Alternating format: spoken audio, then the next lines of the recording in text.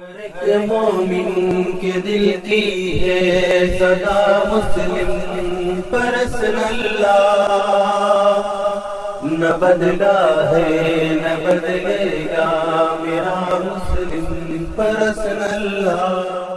Supreme court نے جو مقدمہ قائم کیا ہے اس میں ایک بات تو یہ لکھی گئی کہ مسلمانوں کے ہاں طلاق کی بہت زیادتی ہے، اور اس میں ایک بات یہ بھی لکھی گئی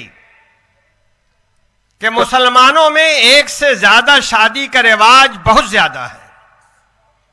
اور یہ جو ہمارے چینل والے حضرات ہیں، ان کی مہربانی یہ ہے کہ انہوں نے اس معاملے کو اتنا ہوا بنا کے پیش کیا کہ جس کے نتیجے میں عام ہندوستانیوں میں یہ رجحان بنا، جس کا مجھے بھی احساس ہے۔ ایسا احساس تیار کیا گیا کہ جیسے ہر مسلمان 4 شادی کرتا ہو اور 3 بیویوں کو 3 طلاق دے کر کے چھوڑ دیتا ہو، یہ تاثر دیا گیا۔ جبکہ صحیح صورتحال یہ ہے کہ جج صاحب نے جب یہ لکھا کہ 3 طلاق کی کثرت ہے، اس وقت انہوں نے خود گورنمنٹ آف انڈیا کی رپورٹ کی مخالفت کی۔ ہماری گورنمنٹ کی جو رپورٹ ہے سینسس کی 2011 کی رپورٹ، جو مردم شماری کی رپورٹ کہلاتی ہے، اس رپورٹ میں بہت وضاحت کے یہ بات سامنے آتی ہے کہ طلاق کی کثرت ہندوؤں کے اندر ہے، مسلمانوں میں تعداد کم ہے۔ اور مسلمانوں میں تعداد اتنی کم ہے کہ سب سے زیادہ نمبر طلاق دینے میں اور لینے میں ہندوؤں کا ہے، پھر عیسائیوں کا ہے، پھر سکھوں کا ہے، پھر پارسیوں کا ہے، اس کے بعد مسلمانوں کا نمبر آتا ہے۔ جج صاحب اتنے ناواقف رہے یا ان کی عینک کسی اور رنگ کی تھی، اس لیے وہ ان حروف کو پڑھ نہیں سکے، اور انہوں نے بڑی آسانی کے ساتھ یہ لکھ دیا کہ مسلمانوں میں طلاق کی کثرت ہے۔ اور دوسری بات یہ بھی آپ کے ذہن میں رہنی چاہیے کہ ایک سے زیادہ نکاح مسلمانوں کے اندر کم ہے۔ بہت سے مسلمان بھی یہ سمجھتے ہیں کہ جب 4 کی اجازت ہے تو 2 تو کر ہی لے گا آسانی کے ساتھ، لیکن ایسا ہے نہیں۔ جو سینسس رپورٹ ہے وہ یہ بتاتی ہے کہ ایک سے زیادہ شادی سب سے زیادہ ہندوؤں کے اندر ہے۔ اور آپ یہ بھی جانتے ہوں گے کہ ہندوستانی قانون کے لحاظ سے ہندوؤں کی ایک سے زیادہ شادی کرنا قانوناً جرم ہے، قانوناً غلط ہے۔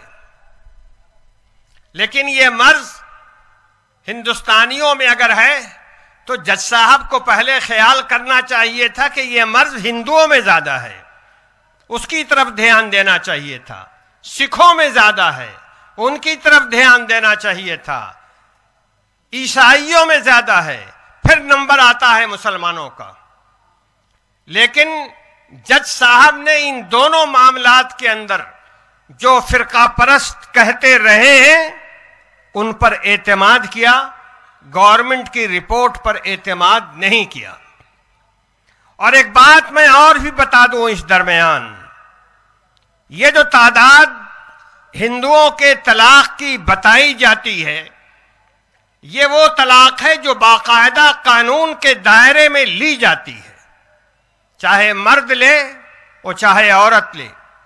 اس لیے کہ ہندو بھائیوں کے ہاں یہ قانون بنا ہوا ہے 1954 اور 1956 کے اندر جو نکاح طلاق وغیرہ کا وراثت کا قانون بنا، اس میں یہ صراحت ہے کہ طلاق مجسٹریٹ دے گا، عدالت دے گی۔